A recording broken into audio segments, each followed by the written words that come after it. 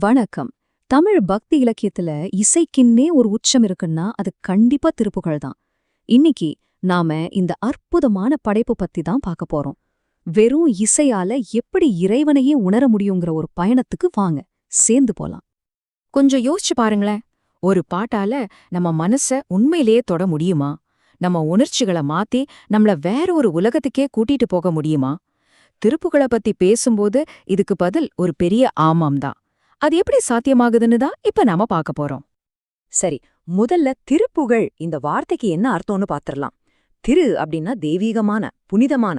புகழ்னா போற்றி பாடுறது. அப்போ திருப்புகழ்னா இறைவனோட புனிதமான மகிமைய போற்றி பாடுவது. இது வெறும் பேர் இல்ல, இந்த முழு படைப்போட நோக்கமே அதுதான்.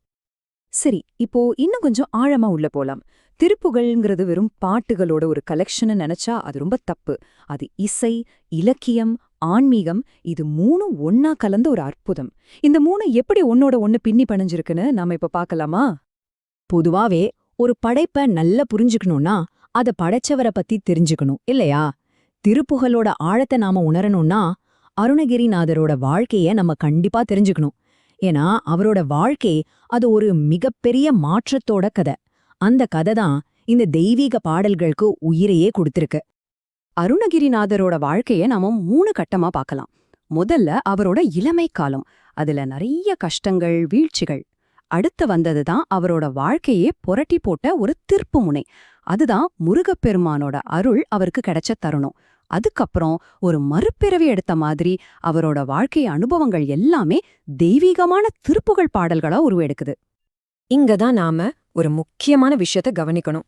திருப்புகழுங்கிறது ஏதோ கற்பனையில உட்கார்ந்து எழுதுனது இல்ல. அது ஒரு மனுஷனோட வலி, அவனோட வீழ்ச்சி, அதுக்கப்புறம் அவன் அடைஞ்ச ஒரு தெய்வீக மாற்றம், இதிலிருந்து பிறந்தது. அதனாலதான் இன்னிக்கும் அந்த பாடல்கள் நம்ம மனச நேரா தொடுது. சரி, இப்ப திருப்புகழோட இசைக்கு வருவோம். அது ஏன் அவ்வளோ ஸ்பெஷல்னு இருக்காது யோசிச்சிருக்கிறீங்களா? தமிழ் இசையிலேயே அது வரைக்கும் இல்லாத ஒரு புதுவிதமான தாள அமைப்ப அது எப்படி கொண்டு வந்துச்சு? வாங்க பார்க்கலாம். இது நிஜமாவே ரொம்ப சுவாரஸ்யமான ஒரு விஷயம் பாருங்க. திருப்புகழோட சந்தம், அதாவது அதோட ரிதம், தமிழ் இசைக்கு ஒரு புது புரட்சினே சொல்லலாம். ஆனா விஷயம் அதோட முடியல.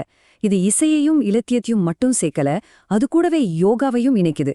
ஆமா, நீங்க கேக்குறது சரிதான். சில பாடல்களை பாடும்போது அதுவே ஒரு மூச்சு பயிற்சியாவும் நாத யோகமாவும் மாறுது.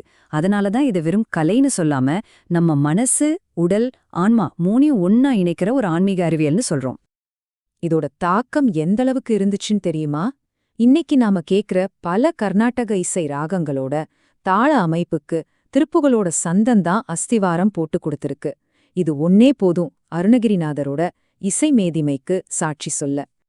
ஆனா திருப்புகழ்ங்கிறது ஏதோ லைப்ரரியில இருக்கிற ஒரு பழைய புத்தகம் மட்டும் கிடையாதுங்க. அது இன்னைக்கும் உயிர்ப்போடு இருக்கிற ஒரு பக்தி மரபு. முருக வழிபாட்டுல திருப்புகழுக்கு ஒரு தனி இடமே இருக்கு. அது எப்படி இன்னைக்கும் மக்கள் வாழ்க்கையோட கலந்திருக்குன்னு இப்ப பார்க்கலாம். நீங்க திருச்செந்தூர், பழனின்னு பெரிய முருகன் கோவில்களுக்கு போனாலும் சரி, சின்னதா ஒரு பூஜை நடந்தாலும் சரி, இல்ல பெரிய இசை கச்சேரிகளுக்கு போனாலும் சரி, எல்லா இடத்துலயும் திருப்புகழ் ஒலிச்சுக்கிட்டே இருக்கும். ஆனா எல்லாத்தையும் விட ஆச்சரியமான விஷயம் என்னன்னா, பல நூற்றாண்டுகள் கழிச்சும் இன்னைக்கு இருக்கிற இளைஞர்களை கூட இது இருக்குது. அதுதான் இதோட பவர். சரி, இதெல்லாம் கேட்க ரொம்ப நல்லா இருக்கு. ஆனா நம்மளோட இந்த வேகமான அவசரமான வாழ்க்கைக்கு இதெல்லாம் எப்படி உதவும்? இது வெறும் பக்தி சம்பந்தப்பட்ட விஷயமா, இல்ல நம்மளோட அன்றாட பிரச்சனைகளுக்கு இதுல ஏதாவது தீர்வு இருக்கா? இந்த கேள்வியை நீங்களே உங்களை கேட்டு பாருங்க. இவ்ளோ மன அழுத்தம், குழப்பம் நிறைஞ்ச நம்ம வாழ்க்கையில பல 100 வருஷத்துக்கு முன்னாடி எழுதின இந்த பாட்டு நமக்கு எப்படி உதவ முடியும்? பதில் ரொம்ப சிம்பிள். திருப்புகழ நீங்க பாடும்போதோ இல்ல கேக்கும்போதோ அதோட அந்த தாளம் இயற்கையாவே நம்ம மன அழுத்தத்தை குறைக்குது. அதோட வரிகள் வாழ்க்கைக்கு தேவையான ஒரு ஒழுக்கத்தையும் நம்ம சிந்தனையில ஒரு தெளிவையும் கொடுக்குது. இது எல்லாத்துக்கும் மேல நம்ம தமிழ் மொழியோட உண்மையான இசை சக்திய முழுசா உணர வைக்குது. அப்போ கடைசியா ஆனா ரொம்ப முக்கியமா நம்ம புரிஞ்சுக்க வேண்டிய விஷயம் ஒன்னு இருக்கு.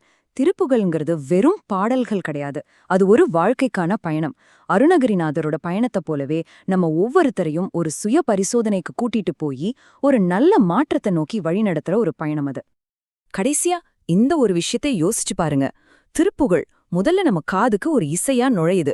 கொஞ்ச நாள்ல அது நம்ம மனசுக்குள்ள ஒரு சிந்தனையா மாறுது. கடைசியில நம்ம வாழ்க்கைய மாத்தக்கூடிய ஒரு பெரிய சக்தியா அது உருவெடுக்குது. இந்த தெய்வீக இசையோட ஆற்றலை பத்தி நீங்களும் யோசிச்சு பாருங்க. நன்றி.